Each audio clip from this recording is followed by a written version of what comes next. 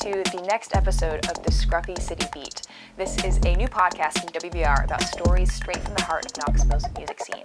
My name is Jillian Taylor, and I'm the host for this podcast. I work morning shift here at the station and run camera, but in my other alternate life, I go out live band dancing all the time. I am in love with our music scene here. I love experiencing it through dancing. I'm a bit new to music, but I'm well versed in dancing and have started to learn a lot about the scene through that. And this week, I'm doing a bit of a different thing with this episode. I'm doing an audio experience. It was so fun to capture. What I did is I took an audio recorder and a film camera out to Catoosa Fest. That is a new festival, first happened this year out in Jamestown, Tennessee, on this gorgeous, it was a former golf course, now they've done a ton of work to turn it into a festival grounds. It was so beautiful, and I just captured my experience through like natural audios. And what I do in this episode is I use this projector to show you my film photos, and I play you the audio. So this is a first attempt at something new. It was really fun to put together, so I really hope it translates onto screen. We have a wonderful music scene here in Knoxville. It deserves all of the attention and all of the patronage. And Catoosa Fest is a case study in how diverse and talented our scene is. So sit back and listen to this audio experience of the first ever Catoosa Fest. Hey y'all, welcome to this kind of funky episode of the Scruffy City Beat. I'm trying something new. This is an audio experience of my time at Catoosa Fest. So what I did is I walked around with a microphone and a film camera, and I made little vignettes all around the festival. And what you're going to watch here is basically my experience of the day and a half I was there, not including some like late night fireside hangouts where we were all just like chatting and I didn't want to pull out a microphone. So what I did is I took a film picture of whatever my vignette was and then got one or two audio bites. So I'm going to walk you through it using a map and those pictures.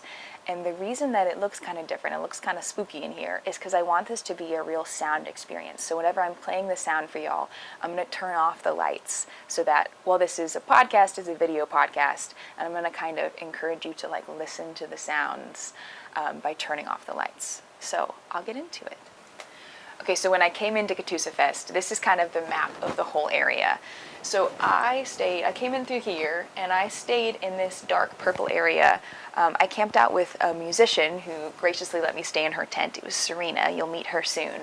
And I was staying right here, but the first vignette that I wanted to capture was the nature, because that is the most obvious thing when you drive in. It's gorgeous. So I got there and parked my car, and pretty much the first thing I did was wander off and try to capture some of the serenity of this beautiful landscape. So I'm going to turn these lights off, and you're going to either close your eyes or look at the dark screen and just listen to the sounds of the nature.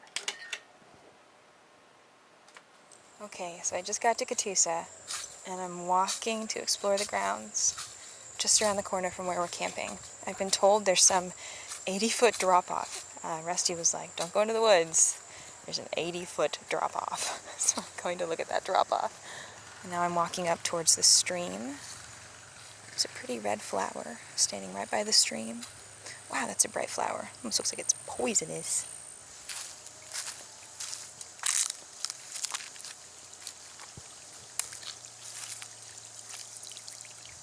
Look at that water.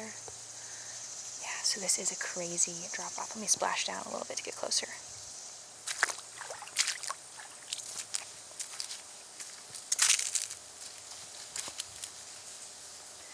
Wow.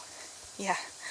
I'm going to take a picture right here so that you can see this drop-off, because this is wild. I mean, I'm looking at a cavern. This is a genuine cavern. And I'm at a music festival looking at a cavern. That's so cool. Listen to this waterfall.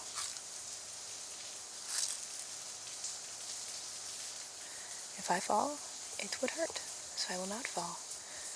Alright, I'm going to head back to our campsite, snap a photo, and snap. Alright, now I'm heading back. We're going to make our way to this lake party.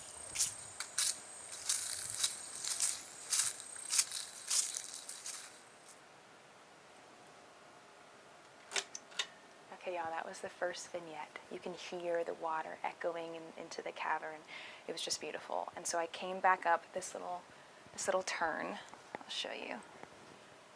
So that was like right here, and I was camping right here, right next to that drop-off with Serena. And she set up the whole campsite. She totally blessed me by having all of the equipment, and I just got to crawl right in. And I did my first person interview with her my first human interview with her as she's walking me through the campsite she set up. So I'll play you that now. Do you want to give me a campsite walkthrough of your setup here? Okay. Well, it's the first time I've set up a campsite alone, actually. But I've been to Bonnaroo 5 times with other people. So I'm like, I had the checklist in my brain, what I needed. I got my tent with a little queen air mattress in there. Yeah. And then I'm trying to make things as easy as possible for my bandmates. So I've got me some camping chairs and some, what would you call this? Outdoor camping mat.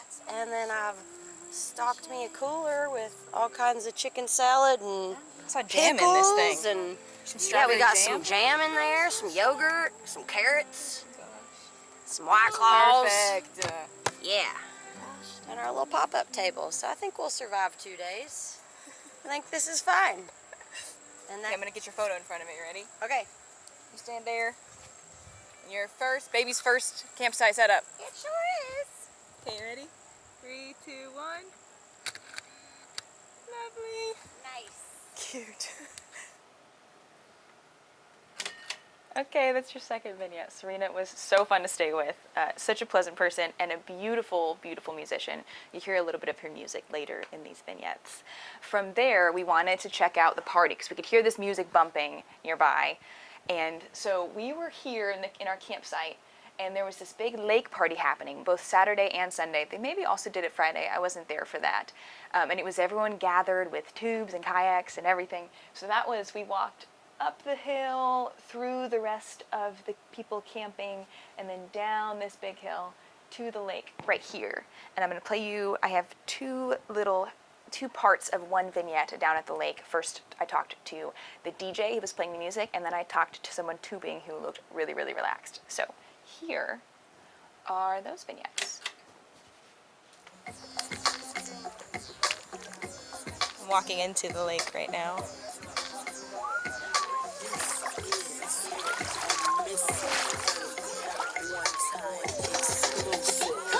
Looking at a few boats that are docked over here. There's a canoe and a few kayaks. It's probably like 30 people all hanging out. A few like tubes and kayaks, paddle boards. A lot of kids slapping each other with pool noodles. I'm doing audio journalism of the festival. Do you want to tell me all about like the set you're playing and like what songs you're going for? We're actually like heavy bass DJs, and we're playing this stuff to be nice to the families. We're like, we play heavy bass, UK bass music, so it's very different for us right now. You're doing the softer side of DJing. We're playing family music right now. Yeah. All right, cool. I love it. Thank you. Thank you. Hey, what's your name? My name's Kenny. Kenny. Yeah. Okay, I'm Jillian. Jillian, nice Nice to to meet you. meet you. Shame, ladies, do your thing. Just make sure you're ahead of the game. There's your first half of the vignette. That was with Kenny. And this next one, it was with a guy named Erlyn Grayson, who's a local artist. I'm on an inner tube in this little lake, and there's a lot of music and some really nice people and gorgeous sky. Blue, the weather is so mild, the sun feels so good. And I'm drinking my kava, and life is good. Life is really good. Your drink's a euphoric beverage, euphoric seltzer. Yes, it is. You look a little bit like how I would describe you. Wait, I need to spin. This property is amazing. I don't know if you've explored it much, but there's a cave. There's like one of 3 land bridges in Tennessee is around the corner there. There's a waterfall over here. Yes, I think I've been down to the grotto. It's gorgeous, yeah. There's a little swimming hole there and a little creek, and the temperature is like 10 degrees cooler down there. It's gorgeous. This is a beautiful, beautiful property. What are you most excited for this weekend? This, nature, nature and music. It's a beautiful fusion. Nature and music, a beautiful fusion. That's like the quote of the weekend. He was so relaxed. I didn't end up getting in a tube and going out also for like 30 minutes, not with my audio equipment, so I do not have any vignettes out on the water. That stayed dry on the land. So I came back and got my equipment back, and the next vignette was up back on the hill. So that was down at the lake over here. That was where the party was. And then it started to wrap up, and we're starting to move towards music. Time for all the concerts. There was a lot of acts lined up. I want to say like 5 to 7 different acts throughout the course of the night. And so I came back up the hill, drying off in the sun from swimming in the lake. And I came back up to where this hub is right here. And there was some vendors set up. There was a lot of people selling clothes. There was some coffee. There was t-shirts for the weekend. I got this t-shirt at this next vignette's this next vendor's spot, and they are my 4th vignette. This is Wild Sky Tie-Dye, and I was talking to Jessica Quartz and Reggie White, who ran the booth. Okay, so what's the name of your business? It is Wild Sky Tie-Dye. Wild Sky Tie-Dye. It says nature inspired? Yes. The tie-dye I do is ice dye. Instead of using liquid dyes, items are dyed with ice and powdered pigments. It's also very natural because you don't know exactly what the colors will turn out to be. I am a willing participant in the selection of color assortments. Ooh, you're the color guy. Yes. Somewhat, yeah. We really enjoy the camping festival aspect. There's a little more to it than just going to see live music. Yeah, Community. Yeah, it lets you kind of settle into your roots a little bit and be among people as opposed to just, here for the experience only and then kind of separating yourself from everything. Just kind of let everything happen and you are a willing participant in it. So, yeah. Yeah.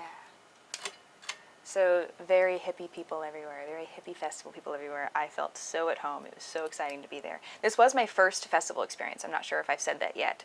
This is my first time staying overnight, and it was lovely. It was so much more relaxing than those busy day music festivals.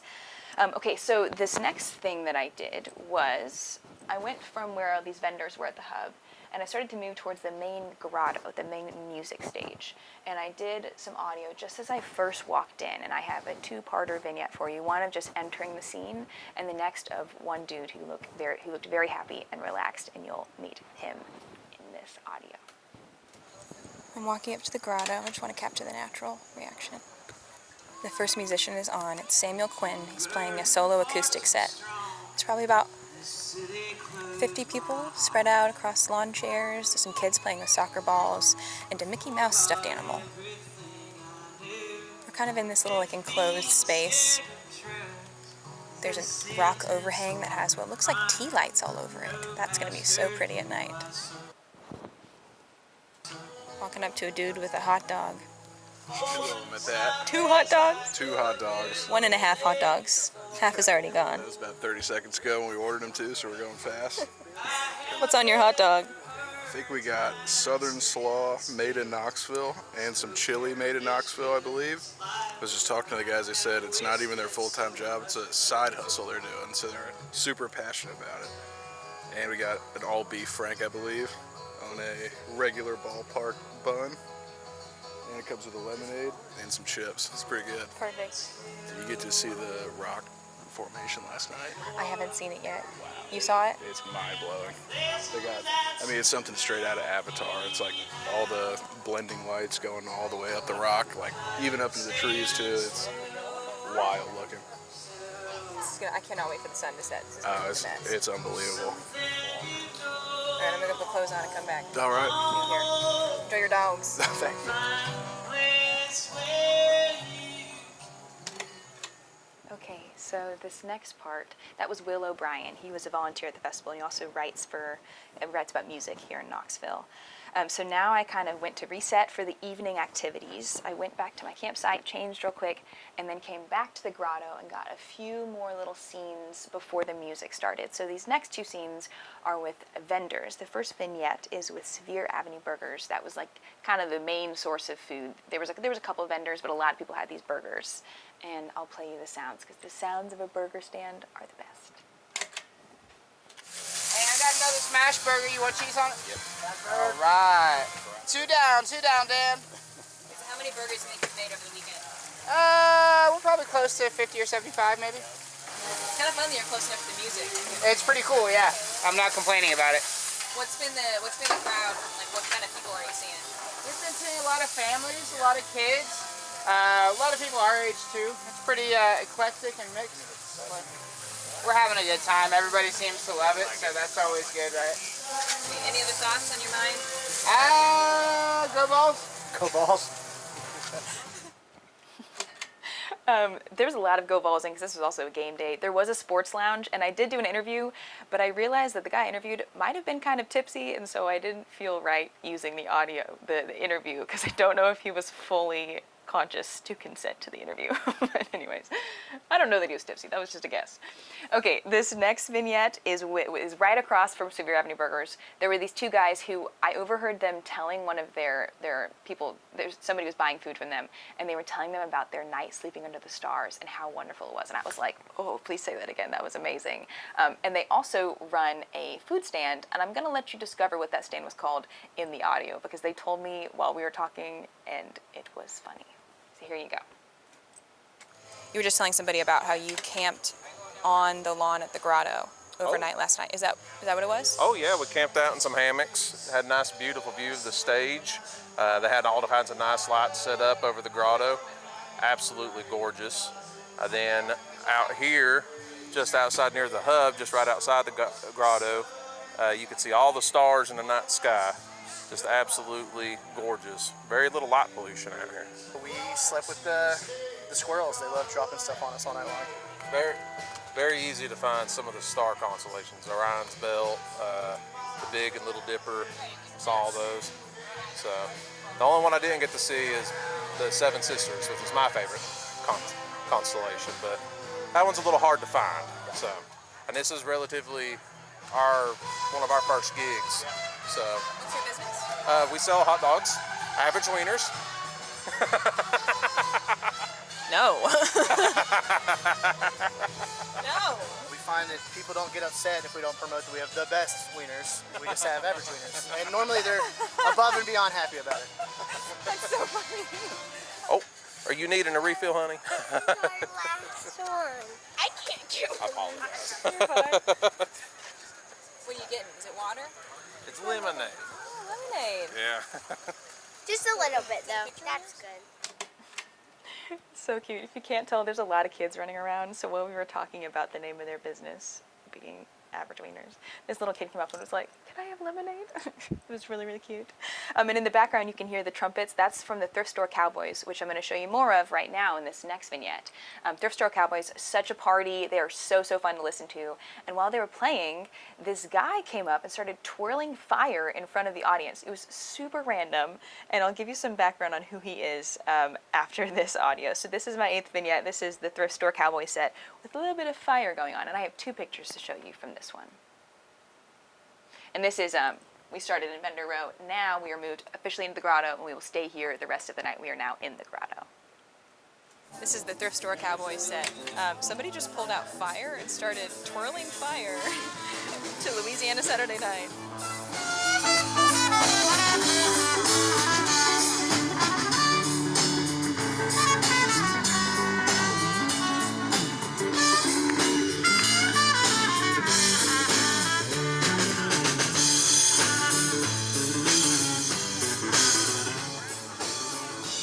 Fire just came within 2 inches of my face.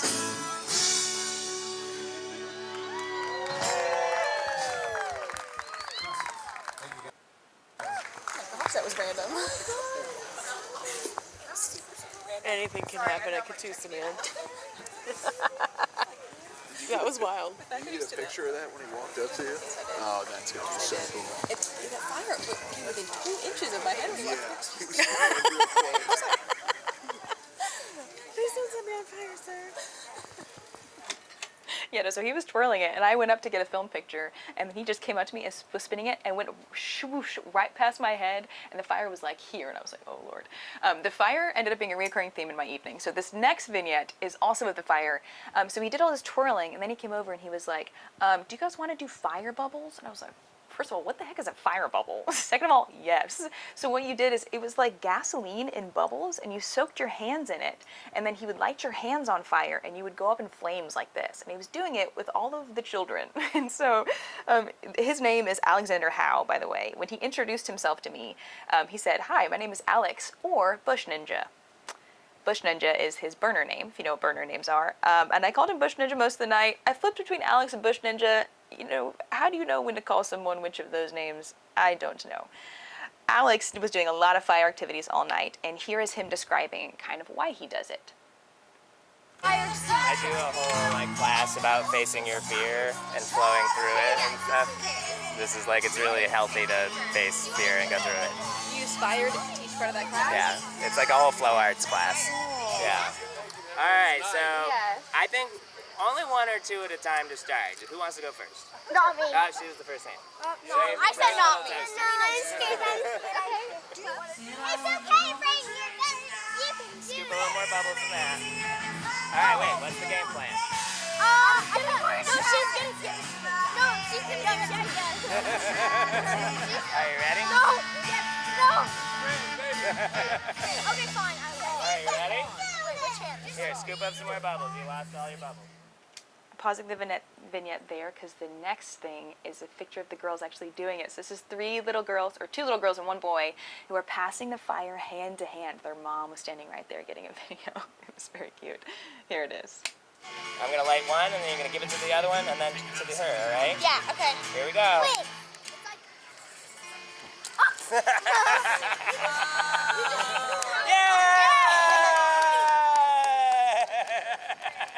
now can I do it with you?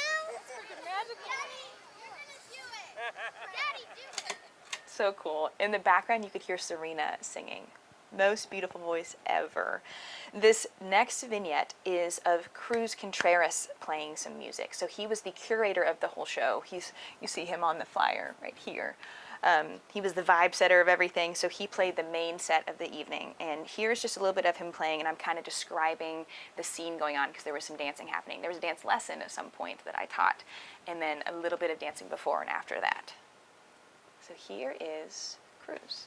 This is part of the Cruz Contreras music set. I'm standing in front of the big music stage. He just played a very eerie, ghostly intro, and now he's in a song with a good two-step beat. There's one couple dancing, a couple of people just bopping around. Somebody came up to me and asked me, and I led her through a dance. And at some point, one of the older gentlemen who was just bopping around came over and grabbed both of our hands, and we danced with him, and he was just twirling us both on his sides. He's dancing with two girls, and then he did a few twirls, let us go, and we kept dancing with each other, and he kept bopping around in place. It's a total power move.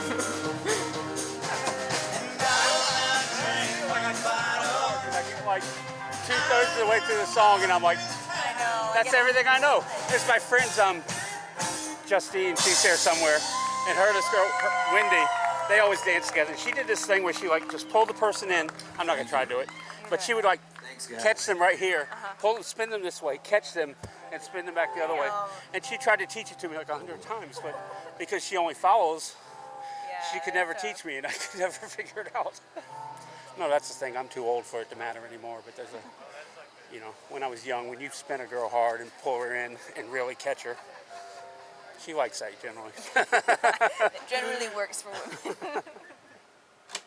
At the end there, I was talking to Bill Foster. He's a photographer he's everywhere around town. If you go to any show or something, he's there snapping photos. Mostly, I think he does it for free, just for the community, just to build everyone up. And he does dance a little bit, and apparently he used to dance even more. This next little moment is, I got a little bit in my feels. Y'all are gonna have to bear with me. I was sitting against a tree just listening to Cruz play, and I got really reflective. So here is me reflecting on the purpose of music, and I have 2 photos to go with it. What do you want? What do you want? You'll have to get it on your own. Someday and sometime.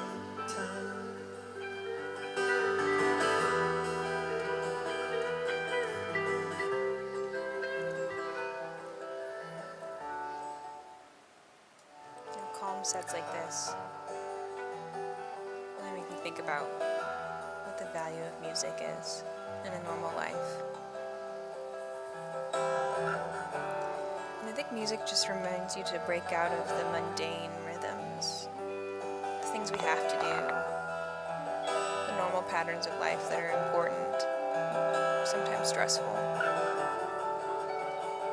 And music can sometimes just kind of smack you a little, make you sit still, make you just listen. Maybe it makes you feel a big emotion, happy or sad or really calm. But it just kind of disrupts your rhythms. Like reminds you to be a person for a second. Just be still.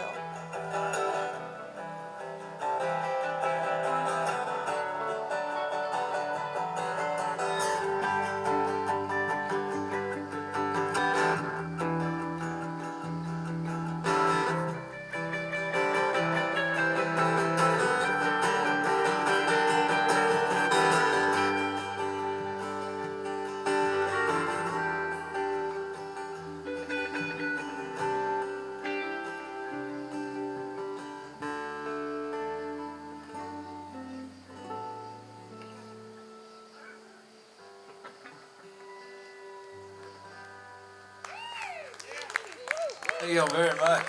Appreciate that. Scott Miller singing there. All right, let's do this one. That was lovely. I hope you sat and just listened to that audio, or go back and just sit and listen to it. Cruise was so wonderful to just have my back to a tree, and I was just like zoned out. I like forgot about my audio equipment for a while. I was just like listening, and that's what music is for. Anyways, moving on. My last vignette is of the final party of the evening. The last music set was Boot Scoot Boogie, which if you've been to one of these nights before, you know it's so fun. They do country music nights all over the region.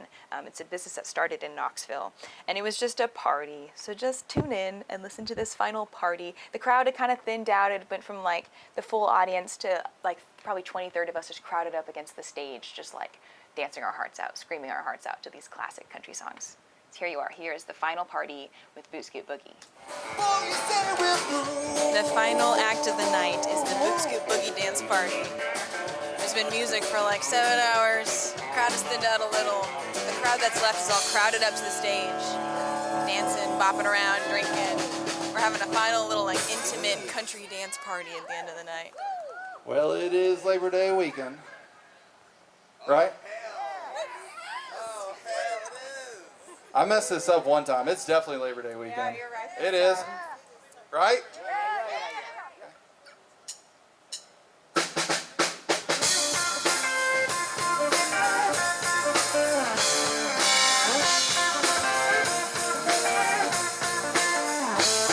It was Labor Day weekend. I was 17. Bought a Coke and some gasoline. I drove out to Catoosa Fest.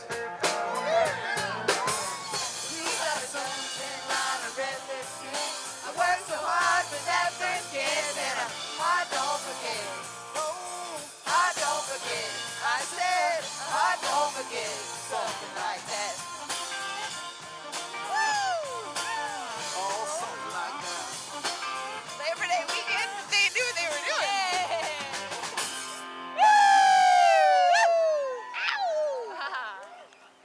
I mean, that was the Labor Day weekend song for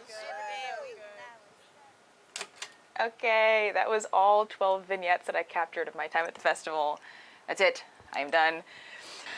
Thank you for listening. I really hope that this experience that I had translates into this format, because it was such a fun way to document my time there. It made my experience better, and I hope that it compels you to go to a music festival, to go out to a show.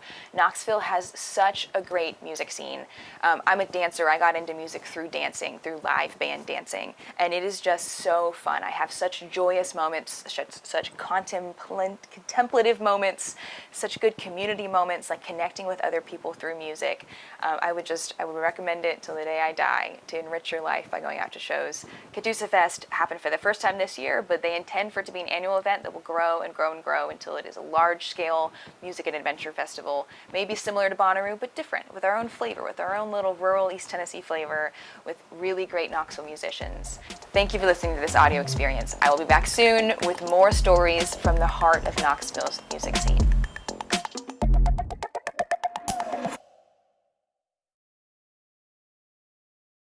Welcome back. We are back with Jared Hagman, Hello. runs Knox Ooze, Mhm. and we're gonna talk about some new things happening this week in Knoxville. So the Pilot Light is celebrating their 25 years of being with a big block party right outside. They're going to do 2 stages, like an A-B style, with 40 to 50 bands. And then inside the Pilot Light, there's going to be a museum with old posters. And then so cool. Ephemera, whatever, about the Pilot Light. Ephemera, it's a good word. Yeah, Good it's a word. $2 word. Mhm. Yeah. That desktop calendar or dictionary is really paying off. And the Pilot Light already feels like a museum. I was there for a show the other day and just had this, in your moment when the music's good and you zone out, and I was looking up at their red Solo Cup chandeliers, which by the way I think I'm going to put in here. I love their red Solo Cup chandelier display. But there's already all these posters all around the room. It feels like a museum. So I am thrilled to see what it looks like when they actually try to turn it into a museum. What else they're going to do? Oh yeah. George, the new creative director, was showing me some of the posters they've been collecting over the years with bands like Lucero and stuff like that. Some other really big bands that we used to play the Pilot Light all the time, and some of those posters were pretty cool. That's awesome. That's gonna be a neat thing. And the other thing, the other really cool show at the Pilot Light on Saturday is this Japanese art rock band called Sushi Mamayer. Oh, and it's so much fun. It's that's a show that it's gonna sell out. So buy a ticket online, Okay. but it's so much fun. Do you know what the capacity is at the Pilot Light? I don't know. Okay. It's small. If you've not been, yeah. it's a pretty small venue. And it's an important venue. We talked about this the very first episode we did of the Scruffy City Beat. We talked about how important those small venues are for good music, for good music to emerge in a city.